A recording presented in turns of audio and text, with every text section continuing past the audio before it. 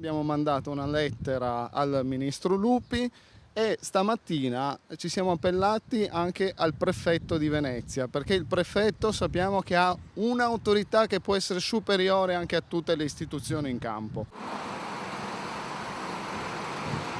Autostrada 4 Padova-Venezia o il contrario non importa, fatto sta che se si esce e poi si rientra al casello di Dolo si risparmiano quasi 2 euro.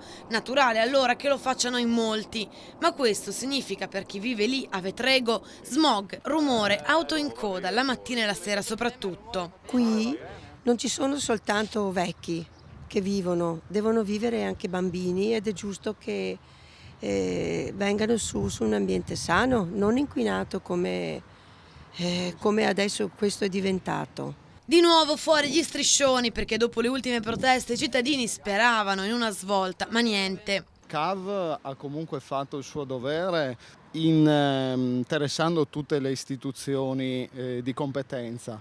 Noi sappiamo che la pratica è ferma al Ministero dei Trasporti e speriamo che in questo senso il Ministero dei Trasporti tenga presente la salute dei cittadini di Vetrego. E poi ci spiegano, i mezzi che entrano ed escono dal casello sono sempre di più.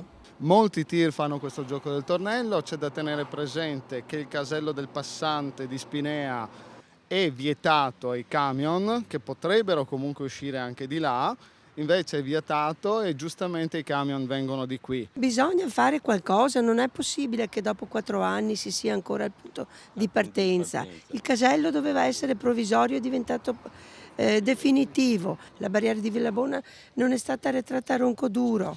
A Vetrego attendono e lanciano un appello anche a Zanonato. Da Veneti a un Veneto, sì, il ministro veneto Flavio Zanonato, ecco, se anche lui può dare una mano nella sua qualità proprio di ministro veneto, ovviamente noi di cuore lo ringraziamo.